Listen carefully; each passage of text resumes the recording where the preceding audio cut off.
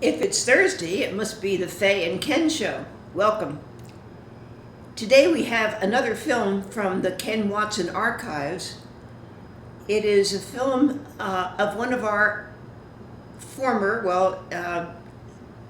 neighbors here, David Klein. David and Ann Klein lived here for a number of years. David died in 2018 and died a year later. They were very valuable to our community. David was a font of knowledge, especially about foreign policy, because he was in the Foreign Service and had worked for a number of presidents and knew a lot, remembered a lot. And you're going to hear about that today. I just want to say a word about our community, which in many respects is a pretty tight-knit community here at the V. And yesterday we lost one of our valuable members, Don O'Hare. Just to say a word about him, that's all. It's very fortunate that we have Dr. B. Rose interviewing David Klein today. B is one of the oldest members in the V community and also of great distinction. So, without further ado, I present Dr. David Klein talking about his memories of the Foreign Service. Let her run.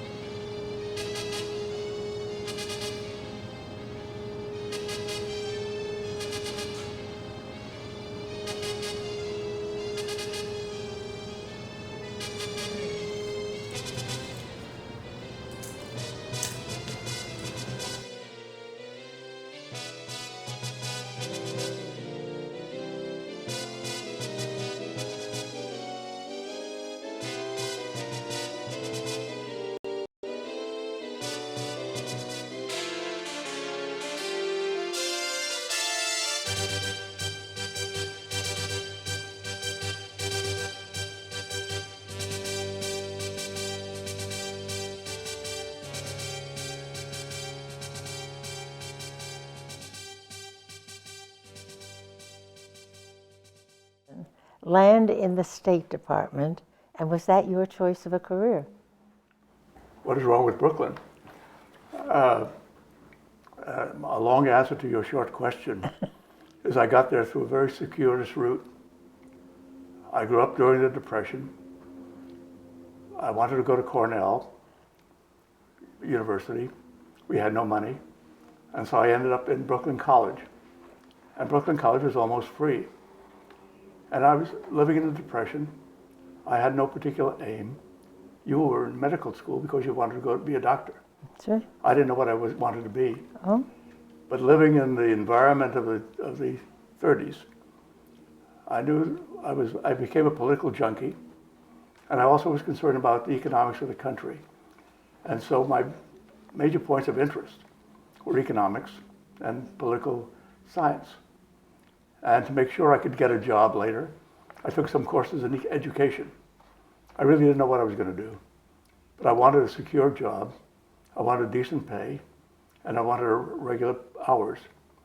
And so I applied for teaching positions, and I applied for the federal government bureaucratic jobs. After about a year, I landed in a school in Rye, New York, and that was 1940. I knew nothing about the Foreign Service. I knew anything about the Foreign Service until 1945. So the Foreign Service was not in my purview. And I landed up in Rye, and the moment I got started, the draft was passed. And in the first drawing of draftees, my name appeared. And so I was an early draftee. But I got an extension because I had to finish the school year. And in the summer of 1941, I went into the Army. The Army was one of the best things that ever happened to me. If you got into the Army and survived in one piece, it was the greatest experience you could have had at that point in your life. I learned about the size of the world, which was bigger than it was in Brooklyn. I learned about the complications of the world, which I wasn't aware of in Brooklyn. And I learned that I could do a lot of things that I never thought I could do. The first job I got after basic training was teaching truck driving. And I taught truck driving for about 4 days. And on Friday, of that week, I was asked by the captain to take a truck somewhere, and I said, "Who's going to drive it?" He said, "You." I said, I don't know how to drive." I said, "Well, you're going to learn how to drive." And so that Friday, I was given a truck and an instructor, and by the end of the day, I had a driver's license. And a few weeks later, I was driving a truck in a bond raising parade. The Army made me do things that I never thought I could do. And I was promoted very quickly. I was drafted in the summer of 41. In the summer of 42, I became a second lieutenant. And I moved up. And as I moved up, I had more responsibilities. And at one point, I was operating a very large section of people. Private industry would have never given me that opportunity. And I suddenly discovered I can do a lot of things that if you had asked me before whether I could, I would say no. And so when I was finished with the Army, at the end of the war came to an end in September, and I had to stay in the Army until February. I had to figure out what I was going to do for a follow-up. One decision I made, I was not going to go back to teaching. I decided that was too limited for me, and I was not interested. I was bored. And I had several options. I applied for a regular Army commission. I applied for admission to Harvard Business School. And I went to the State Department. I saw something advertised for temporary Foreign Service officers. And I was told that there are no such things anymore. That was a wartime measure. That if I wanted to get into the Foreign Service, I had to take an exam. And the exam would be given in September of 1946. So in the summer of 46, I wrestled with three options: the Army, Harvard Business School, and the Foreign Service exam. I decided the Army was not for me at that point because I thought a peacetime Army would be dominated by the West Pointers and the Academy graduates, and I was neither one. And so I'd be a second-class citizen. I was accepted by Harvard Business School, and I accepted that immediately. And then I took the Foreign Service exam before I went up to Boston. And when I got to Harvard, for the first time in my life, I was in the university I wanted to be in. It was a different environment than Brooklyn College. The faculty was impressive. The student body was impressive. We were all former military people, some from the Navy, some from the Marines, some from the Army, some from the Air Force. And we were on an accelerated course. The MBA requires 4 semesters. And so before I went up there, I took the Foreign Service exam, which doesn't cover any specific area. Foreign Service wants somebody with a liberal arts education. And so the examination covered politics, economics, statistics, English, art and music, and a foreign language. I took the exam and went up to Harvard, and in the spring of 47, I got a notice that I passed the Foreign Service exam, the written exam. The written exam is an effort to eliminate most of the applicants. They get thousands of applicants. They're only going to appoint 200 officers. And so they have an arbitrary passing grade to allow them to get 400 people. And I made that 400 cut. And then while I was at school, I got a call from the State Department asking me to come down to take the oral exams, which is the second part. And I went down to Washington, took the oral exams, and several weeks later I got a notice that I passed. So I had to make a very fast decision. After passing, you get a physical exam, you get a security check, and then you have to make a decision when you're going to join. And my issue was, would I stay at Harvard Business School and get my degree, or leave and take the appointment? I had completed 3 of the required 4 semesters, and I took the appointment, and never finished the 4th semester until 1988. Wow. 40 years later. Wow. I was in the class of 48. So there I was in the Foreign Service. And that's how somebody from Brooklyn got into the Foreign Service. It was all an accident. It was not planned. It was a choice of several, and I was very lucky to have those choices. And I came at a good time. You were very lucky. And I think random events in life often shape our lives. So now you're in the Foreign Service. What kind of assignments did you have, abroad or foreign? They gave us an option. After the basic training, which went on for 3 months, we were going to get assignments, either abroad or in Washington. And I said I'd like to go to an English-speaking country. And so the daily assignments I was told, you asked for an English-speaking country, we're sending you to a country right next door to one. We're sending you to Portuguese East Africa. And so I began to learn Portuguese and to learn something about the Foreign Service, because I knew nothing about the Foreign Service. It was a blank. I mean, it was just a title. I had no idea what it involved. And I was taught Portuguese with a Brazilian accent, which was an interesting development, because later I paid a price for that. In any event, in December of 1947, I headed for Portuguese East Africa. And it could have been a better assignment. We were put on 3 years probation, and we were to serve in 2 places in those 3 years. So my first assignment was in Mozambique. And I luckily found a consul general who was old enough to be my father, and his wife, who took me as a son. And I learned lots about the Foreign Service, and I was in very good hands there. And I was, for the first time in my life, I was in a dictatorship, a fascist dictatorship. And I really didn't understand the ins and outs of that until I served in Mozambique. And it was a fascinating experience. What I discovered in each Foreign Service post I went to, my best sources were the newspaper people. And so whenever I was assigned, I made it my business to meet the newspaper people. And Mozambique had 2 newspapers, a Portuguese language newspaper and an English language newspaper. Well, the Portuguese language newspaper was more interesting, and the editor was more interesting. He was my age. He was the sports announcer.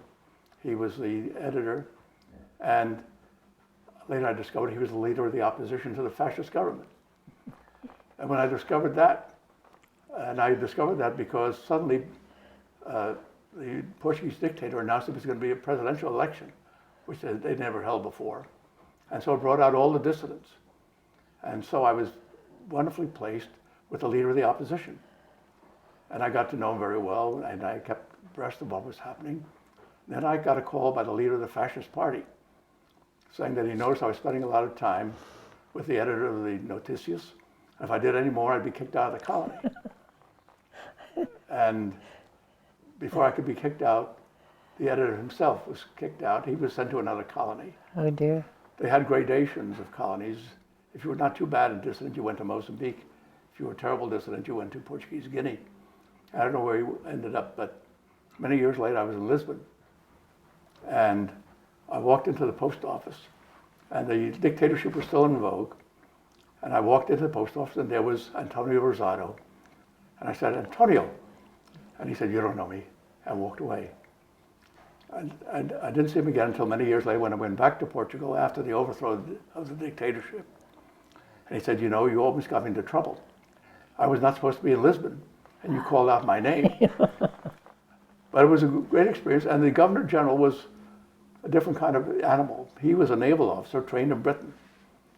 And I remember we had a conversation before I left. I was leaving for Burma.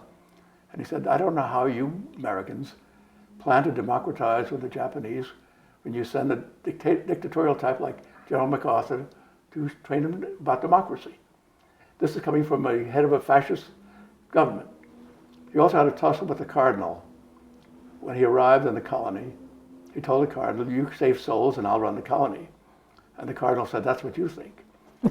And so the Governor General was called back to Lisbon and told, it's not your business to tell the cardinal what he's to do. So he got his instructions. Anyway, it was a wonderful experience in Mozambique for what it offered. And after a year and a half, I headed for Burma and took a long trip across the ocean, the Indian Ocean. It went through India. I saw Bombay, Delhi, and the bottom of the world called Calcutta, and took a boat ride then to Rangoon. Rangoon was in a different state. Rangoon had gotten its independence from Britain, and the first government was headed by Aung San, the father of this lady who's the leader of the opposition right now, Aung San Suu Kyi. And the whole government was assassinated at a cabinet meeting. Wow. And civil war broke out, and the second tier took over, and they didn't know how to govern. And this was the situation I went into. But it was fascinating to watch a neophyte government trying to find its legs, depending upon the British to help them. And then I had an encounter with 4 senior senators, all conservatives, who came to Rangoon. We never knew for what reason. We told them not to come unless they had serious business, but they came. And then they complained there was no shopping. But the most marvelous moment was I took them to meet the Prime Minister. And these were all elderly men, all 4 of them. And the Prime Minister was a young man, and he kept smiling at them. And they were looking at him, and they couldn't figure out what he was all about. They said to Mr. Prime Minister, what was your experience before you became Prime Minister? He says, I was a student leader, and I was rebelling against the government. And this couldn't be more unwelcome by these conservative senators. So there was not much dialogue here. And they kept growling at him, and he kept smiling at them. And they accomplished nothing. And then they complained that they didn't have enough shopping. And we had a little ambassador there, a wonderful man. And he sat them down, and he said, I told you all not to come here unless you had serious business. You obviously don't have serious business. There's no shopping here. There are no museums. There's no entertainment. But you came in spite of my advice. Now go home. So we don't have to apologize for anything. Anyway, that was my 2 experiences in probation. Mm-hmm. And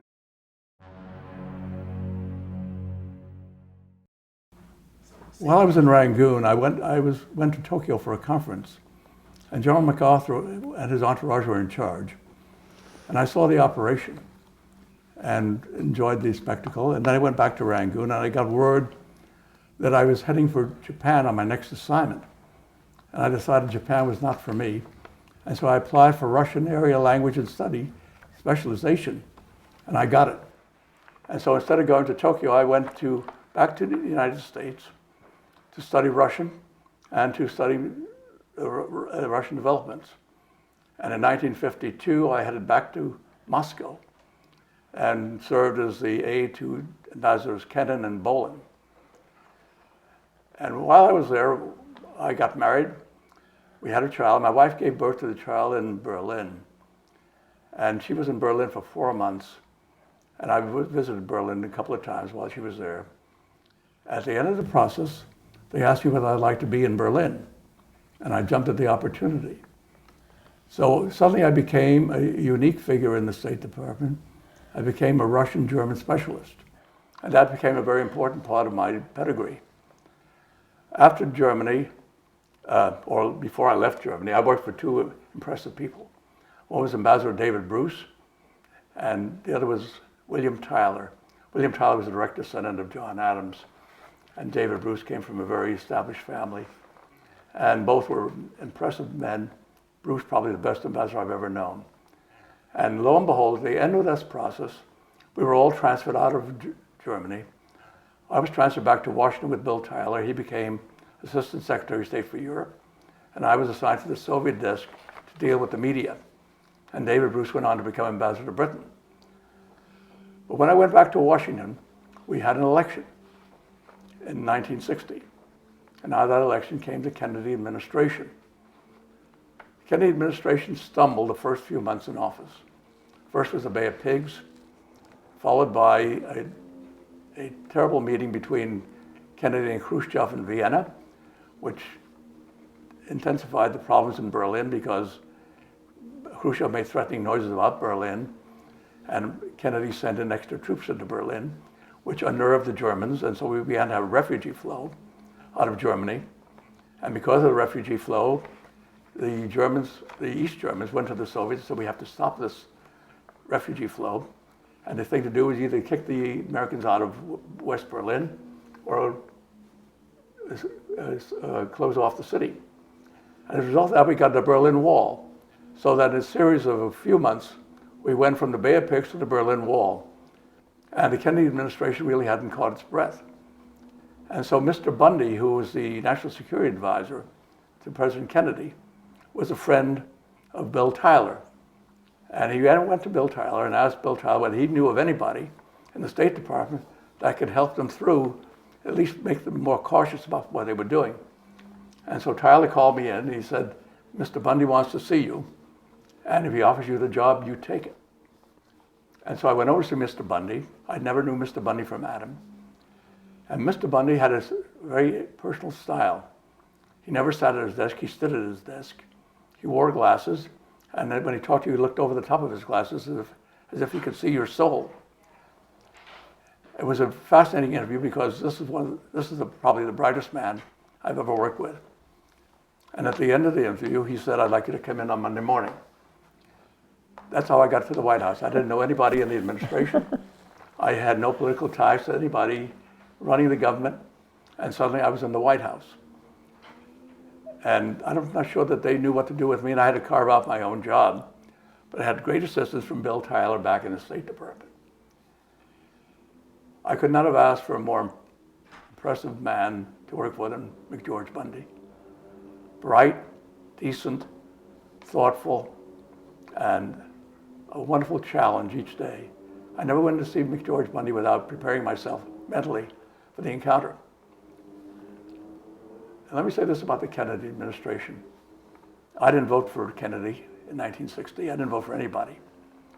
I didn't like Joseph Kennedy. I knew lots about him. I didn't like Bobby Kennedy. I knew too much about him. But once I got into the White House, I never saw a more impressive staff, and the president himself was somebody I got to love. He was intellectually curious. He was very thoughtful. He had done a lot of reading, a lot of thinking. He was surrounded by impressive people like Arthur Schlesinger and the rest of the staff. It was an interesting staff. He had the Irish Mafia there protecting his political interests. He had somebody looking after the Jewish interests, somebody looking after the black interests. And people like McGeorge Bundy, who was always a challenge to him. The first crisis I ran into that was fascinating was the Cuban Missile Crisis. That came in October of 1962. By that point, I had an idea how the White House worked. I knew the White House pretty well. And there were certain patterns of behavior at the White House. The press corps was always around. The parking lot next to the West Wing was always filled with limousines. And so you could guess from what the press was doing and what the limousines were doing, what was happening inside the White House. Suddenly there were no limousines outside the White House. And that was curious. The press was curious. They didn't know what was happening. And I got involved later in the week. On Sunday that week, the president got word that CIA had taken pictures of missiles established in Cuba, which could or could not be operational at that point. They didn't know. But there had been rumors all summer that the Soviets were putting nuclear missiles on Cuban soil directed at the United States. It was election year, like every even-numbered year is, and Senator Keating from New York was chastising the president for being not sufficiently alert.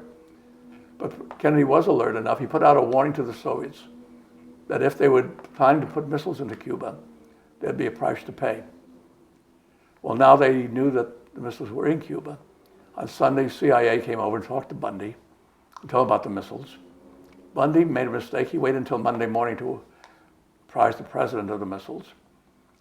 The president then ordered a group of people who he trusted to meet in the State Department to discuss the issues and the possibilities. And the reason the State Department was used is it has an underground garage. And he had people going into the underground garage in small cars, not limousines, so that the press would not detect what was going on. And that's why the White House parking lot was empty, because all the things were taking place in the State Department and through the State Department garage. On Thursday of that week, I was given a task.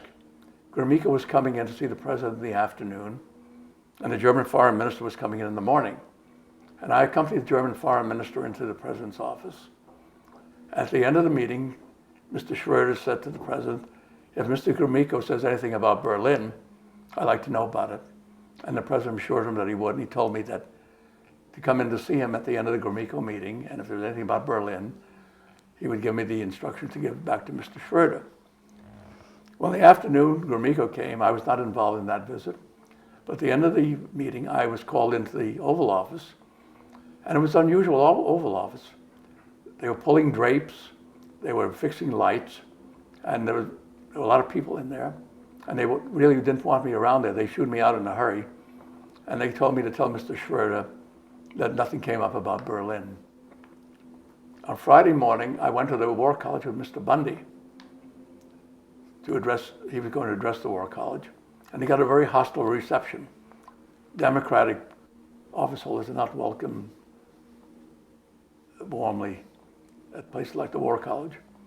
And when the question and answer period came, and it was an interesting exchange, one of the students asked Mr. Bundy, given the fact that you all behaved so badly at the Bay of Pigs, what could we expect you to do if you were confronted by a serious challenge by the Soviet Union? And Bundy's answer was very interesting. He says, for the Bay of Pigs, the president did not know his advisors. He assumed those who were most articulate knew more about the subject than the others. That was a mistake. Now the president knows his advisors, and he'll never be caught in that kind of situation again. And that was the genesis of this group that was meeting in the State Department. On Saturday morning, I was called in for the first time because they were doing contingency planning. And the issue was, what do we do in case the Soviets, in response to what we do, challenge us in other parts of the world? And I was on this committee to look at the possibilities of Berlin, to see what the Soviets might do if we challenged them in Cuba, what they would do in Berlin, and to recommend what we ought to do in return to the Soviet action, in response to the Soviet action. And we were led by two people, Ambassador Thompson from the Soviet Union and Paul Nitze of the Pentagon. And the two could not agree on what to do. Ambassador Thompson wanted a quiet response. Paul Nitze wanted a military response to grab the area between West Germany and West Berlin, which is what should have been done when Germany was divided. I ended up on the Nitze side of that argument, and luckily it never came to pass because we didn't have a decision. We didn't have an agreed decision. In any event, during the weekend, we were preparing to advise the Allies of what was happening about the Cuban Missile Crisis, and also to inform the leaders of Congress about it, and to inform the Soviet Union that we were going to take action. And on Monday night, the president made a speech to the nation about the crisis and waiting for a Soviet response. I was given night duty on the second night, on Tuesday night, to follow the traffic and to make sure that if there was an incoming message from Khrushchev, we would respond to it that evening. Well, a message came in from Khrushchev. It was an interesting message. It said, let's confine this conflict to Cuba and not expand it. And the president then, I gave it to the president. There was a conference call, and they wrote the reply. Every reply was written by Ted Sorensen in the first draft, then commented upon by the rest of the people, and then the final draft was the president's own words. Well, by the time this process was finished, it was about 2 o'clock in the morning, and I decided it was too late to wake the president because I'd spoken to him earlier in the evening. He was very nervous, and I said, if there's any catastrophe, I'll call you on the phone, but you can sleep in the meantime. Well, I did something I probably should never have done. I got the letter finished, and I signed for the president, put John F. Kennedy, with a small DK at the bottom to make sure I wasn't accused of forgery. And we sent the letter off to Khrushchev. The next morning, I went up to the president to confess that I had signed his name. And he said, the only problem with that is that the KGB is going to wonder why I can't sign my own name. There was an interesting developments during that week. There were several options. The options were do nothing, which was McNamara's first reaction. That doesn't change the strategic balance. The military wanted a military response. Some wanted a diplomatic response. And the president said a diplomatic response would not help us, it would just drag out the crisis. And so they opted for the embargo, the quarantine. And the president monitored the quarantine because what he said to the group was that I do not want this solved by military means, I want it peacefully resolved. And there was an interesting moment. Toward the end of the week, we began to get notices from the Soviet Union that they would have a trade. They will remove their missiles from Cuba if we removed our missiles from Turkey directed at the Soviet Union. And Bundy said to him, Mr. President, you can't do that. You don't own the missiles in Turkey. They were given to the Turks through NATO, and so you don't own them. And the president said, are you trying to tell me that I've got to take this country to nuclear war to save some obsolete missiles in Turkey? And that was really the indication where he was going. On the Saturday of that week, we got 2 letters from Moscow. One saying, you can remove the missiles, we'll remove the missiles. The other saying, you will remove the missiles if you remove your missiles. So we had 2 letters that were not quite on the same wavelength. And the president decided we'd answer the first letter, which had involved the removal of the missiles from Turkey. In the meantime, Bobby Kennedy had gone up to see the Soviet ambassador and said, we'll remove them, but not now. Politically, we cannot move them now. We'll do it later. And so the issue was finally resolved by the Soviets agreeing to remove their missiles from Turkey. We removed their missiles from Cuba. We removed our missiles from Turkey several months later, and it was very quiet and nobody noticed it. And the problem was resolved. But Kennedy's political stature was enhanced because he came out ahead. And he was concerned about that. He said by embarrassing Khrushchev, he was creating a problem for himself. And so he wanted to take care of that problem.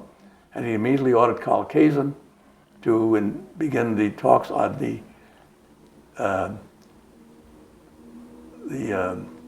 nuclear weapons issue of on the test ban. And that's where the test ban treaty got underway.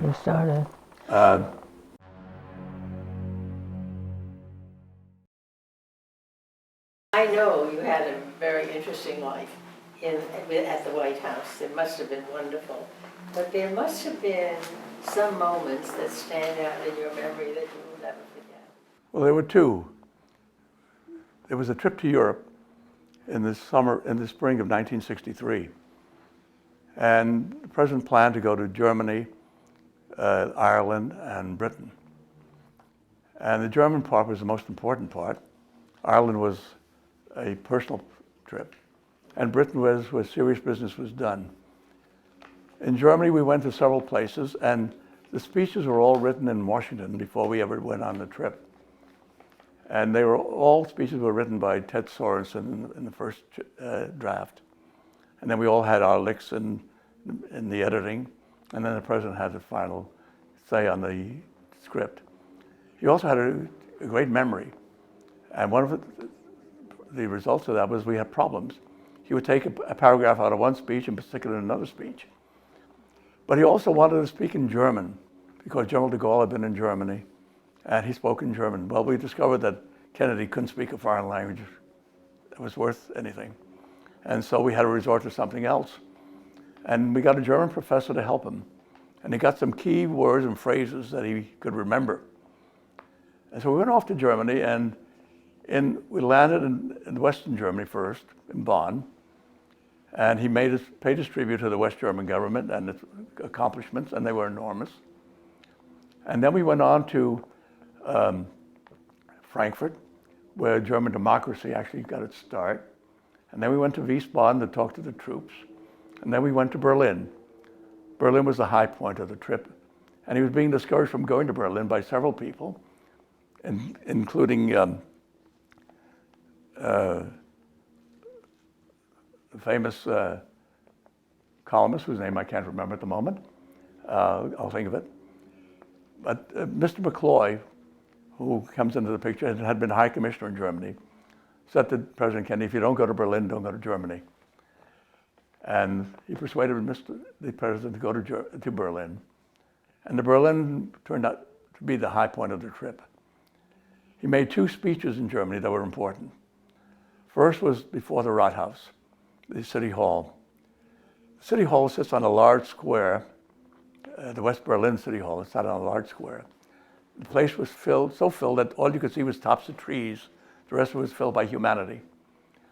And the president made his speech to the Berliners, and he got to the famous line, and he said, in the days of Rome, the proudest boast was Civus Romanus sum, I'm a Roman citizen. He said, these days the greatest boast is Ich bin ein Berliner. And the crowd just erupted in a way that you just cannot ever recreate. It was a dramatic moment in that I don't think trip. anybody will ever forget that. And what he was trying to tell the Germans in that moment was, you've come a long way, you're a great credit to your people, now you've got to live with realities here. War is not an option, and we've got to live with the division of Germany and make the most of what we have on the western side. And then he went to the Free University and was more specific on how you deal with the Soviet Union in this moment of crisis. But no German will ever forget Ich bin ein Berliner. The other high point in his German was when we landed in Cologne, which was near the capital of Bonn. They speak a local language called Girsh. Germany has all these dialects. In the big cities, you speak German, and in the hinterlands, you speak the dialect. Now, most Germans do not know Girsh.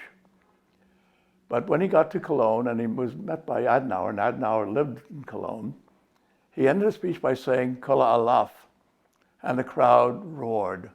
What does that mean? And you have to be a resident of Cologne to understand what it meant. In German, it would be Es lebe Köln.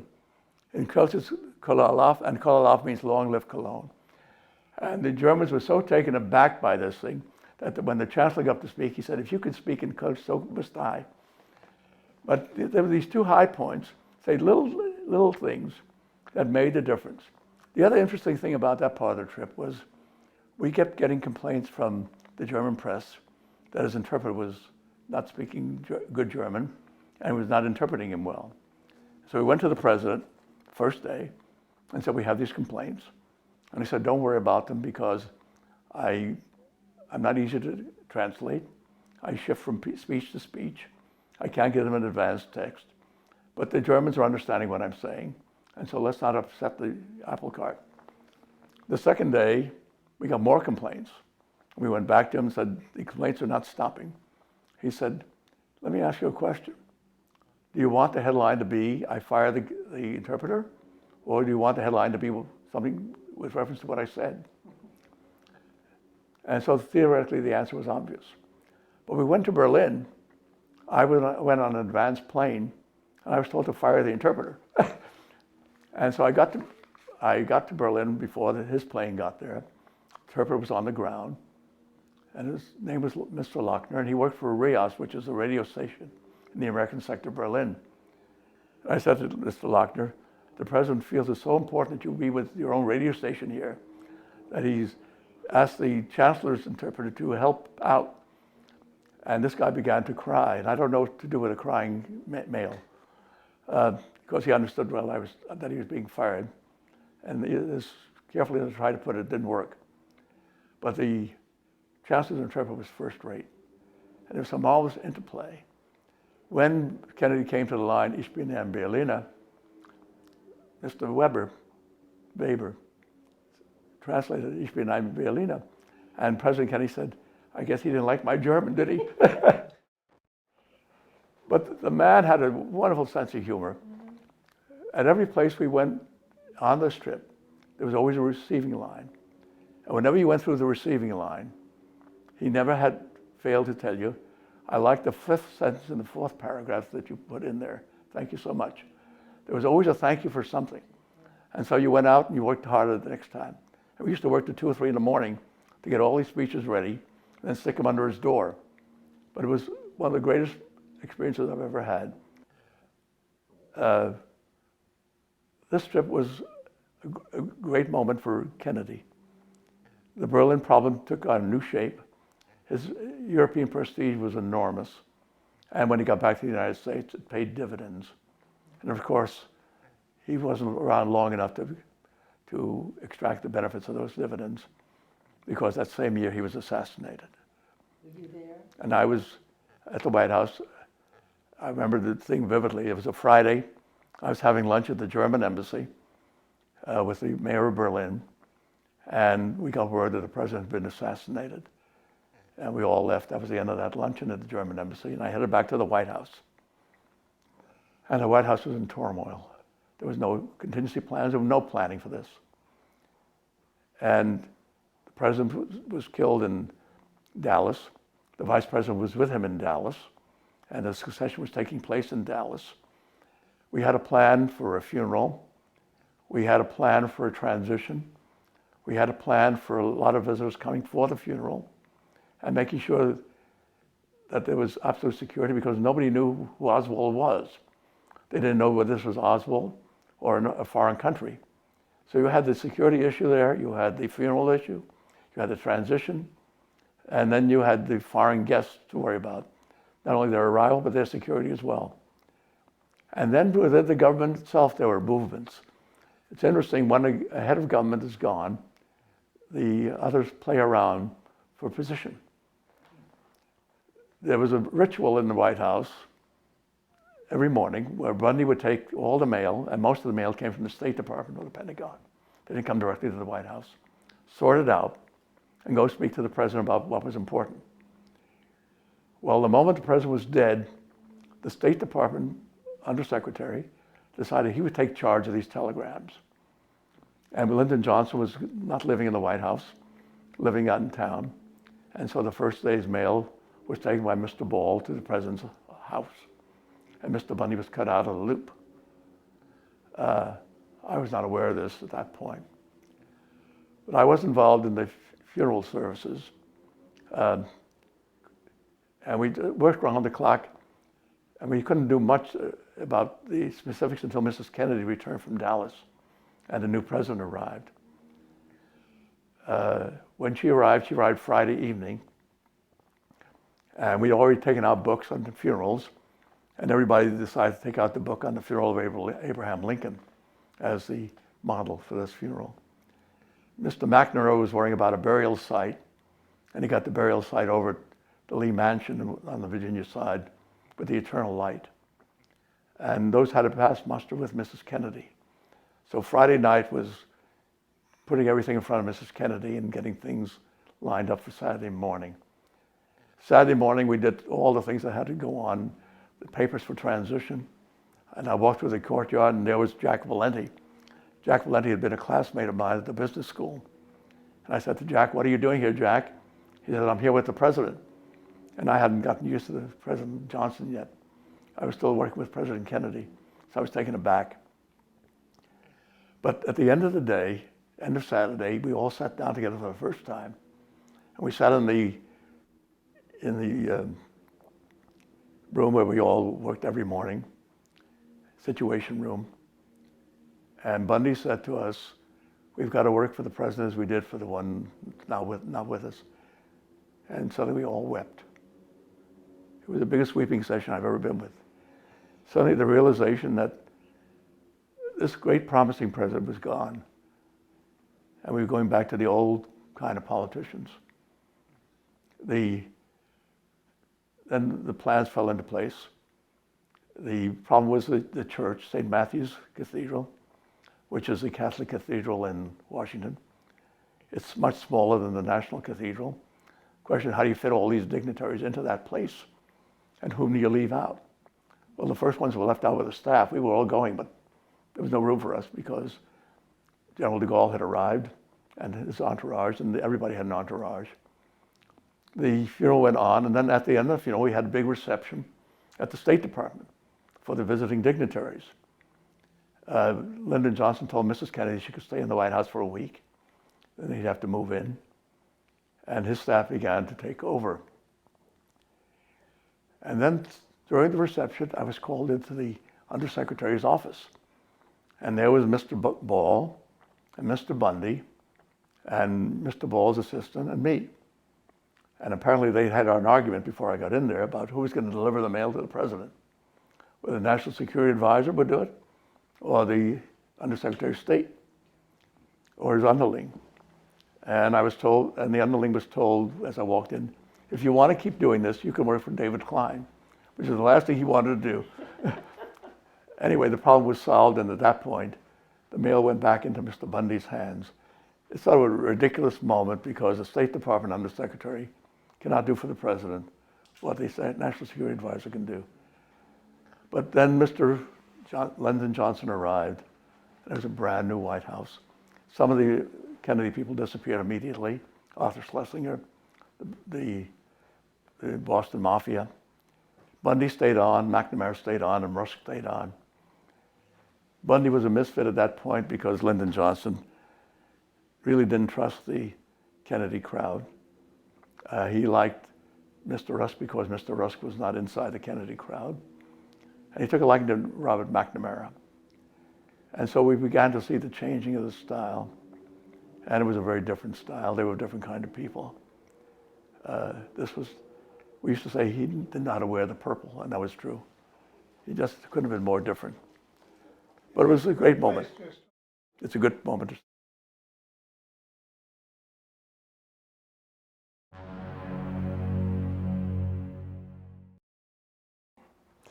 So, David, how long after the assassination did you stay at the White House, and when did you leave the State Department? I stayed at the White House until 1965. In 1965, I went to the War College, back to Moscow, back to Germany, and in the summer of 1974, I was offered several jobs. It was my time to leave Germany. I was offered an ambassadorship in Africa, which I turned down. I was offered a job in the SALT delegation to negotiate the SALT Treaty. I turned that down because I didn't want to spend my time working on just one project. And I wanted to become the ambassador to East Germany, actually, which was just being established. But it was the time of Watergate and the president's imminent removal from office. And he was counting the votes in the Senate where the removal would take place. And he was trying to make certain that they never got the 2/3 majority. And part of his plan was to offer the embassy in East Berlin to John Sherman Cooper, the senator from Kentucky, whose wife Lorraine wanted to be an ambassador to a new embassy. She'd been to Beijing and saw Mrs. Bruce opening the embassy there, so she wanted an open embassy in East Berlin. And so we got first crack at it. I may never have gotten it, but anyway, it was gone. And then I had a visit from the German finance minister, Alex Müller. After the war, a very rich American Germanophile living in New York set up something called the American Council on Germany. And he ran it out of his own pocket. It was a very small operation with one secretary. And his purpose was to bring the German and American leaderships together. And he did a rather good job given the fact that he was one man with his own fortune. And then Christopher Emmerich died. And the question was, what was going to happen to this American Council on Germany, which was really a paper organization. And the German finance minister came to see me when I was still in Berlin and asked me would I be interested in running it, and that the Germans would provide a couple of $1 million to do it. And they would find American counterparts to support it. And if I were going to be hired, I'd have to be hired by the American side. Well, he found American counterparts headed by John McCloy, who had been the High Commissioner in Germany after the war. And as I toyed with the various possibilities here, I was then offered a job with the Arms Control and Disarmament Agency. But at this point, I was leaning very heavily on leaving the Foreign Service and going to New York and getting something different and permanent, really. And there's a point in your professional life when you realize it's time to step out and do something else, and your personal life when that is important. And so I accepted a job with this American Council on Germany in New York, found an American sponsor, Mr. McCloy, and he set up his version of the American Council on Germany. And money was called the John J. McCloy Fund. And I announced to the State Department that I was going to retire in the spring of 1975. Well, before I retired, there was a Non-Proliferation Treaty Review Conference in Geneva, and they asked me whether I'd head the delegation to that. And since I'd never done that before, and it was new and different, and it was only for a month, I decided to go to Geneva and lead the delegation. It was a wonderful experience. For the first time in all my professional life, I was on the same side of an issue as the Soviets. I negotiate every day with the Soviets. I negotiate every day with what they call the Group of 77, headed by the Mexican. I negotiate every day with the group that the Americans called their friends. Those were the NATO countries that were there, and the Philippines. And so it was an interesting option. And then it was run by a Swedish lady. Her name was Mrs. Thorson. And on the opening day of any United Nations operation, there's a seating presentation in which all the delegates are seated. And there's a formality to this. And so we were sitting there as the countries are being admitted. And when the South Africans came up for admission, the black countries objected. And Mrs. Thorson accepted their objection, and she delayed the action. And when the Israelis came up for seating, the Arab countries objected to the Israelis. And so she put that aside for the next day. The next day we reassembled, and she went through the same procedures, and the name of the South Africans came up, and the Africans objected. And she said, "I've heard your objection." She banged her gavel and said, "South Africa is now admitted." We got to the Israelis, the Arabs objected. She said, "I heard your objections." Banged the gavel, the Israelis are now admitted. So that took care of the admissions. Then the question was, how do you bring this thing to a successful conclusion? And that provides for a communique, which everybody has to agree on. Well, we were confronted by several options. We and the Soviets could agree on a communique. The Mexicans disagreed with us, and later it turned out the Yugoslavs disagreed with us. So my first problem was the Mexican. And so I had lunch with the head of the Mexicans one day, and I said to him, and he was a lot older than I at that point, I said, "If you insist upon doing what you're doing, you're not going to get a communique. I can't give you all the things you want. So let's make a deal here. You tell me what you really need. I'll tell you what I really need. You go back to Mexico City and get the authorization. I'll check with Washington, and maybe we can agree on a communique." So he agreed to do that, and then I confessed that to the Russians, and they said, "Well, we don't really like the fact that you kept us out of it, so we're going to object, but after we bang our shoe on the table, we'll accept it." And so we got through that process. We got the Group of 77, we got the Soviets ourselves, and then suddenly the Yugoslavs objected. And so Mrs. Thorson got into the act again. And we sat down with Mrs. Thorson and worked out the communique, we and the Soviets and the Mexican. And then she got up and she said, "This is a communique based on all I've heard in this conference. You have the right to change any misstatement of fact, but that's all you can change." And so the Yugoslavs began to object, and she argued with them, and she accepted one or two things, and then she argued with the rest, and then she banged the gavel, and the communique was adopted. I thought this lady ought to be the next Secretary General of the United Nations. She sounds fearsome. And that was my final chore with the State Department. It was a great moment. I was sorry to leave the State Department. I loved it. If I ever reincarnated, I'd like to go back. But then I went on to New York with the American Consulate in Germany, and I had to start from scratch. But I had a lot of help from McCloy, who was a wonderful man. I must say, in my career, I've run into the Eastern establishment, the McCloys, the Bundys, the Bruces, and they're a wonderful bunch of people, the likes of which we don't see again. You don't have them anymore. But I got a lot of cooperation on the German side, and tremendous help on this side. And the organization got a lot of money. And now there have been 4 successors to me, and it's still prospering, and it's a great organization. So that it was a different thing, but it was a nice way to leave the State Department.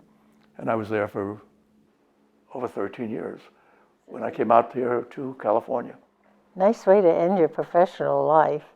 And I have to say that not many people are as lucky as you and as I am to want to do the same kind of thing if we ever came back again. Well, I was very, very lucky. Yes, you were. I didn't have to move too many things on my own. These people moved it for me. And random events help you. And it was a wonderful experience. Mm-hmm. Thank you. Thank you very much, David.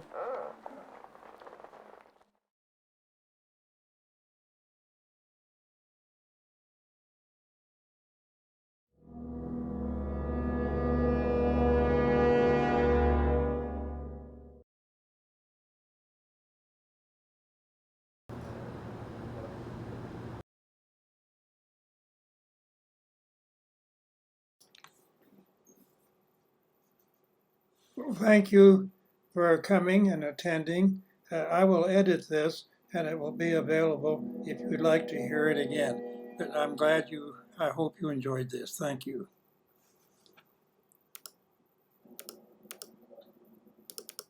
Where will it be available?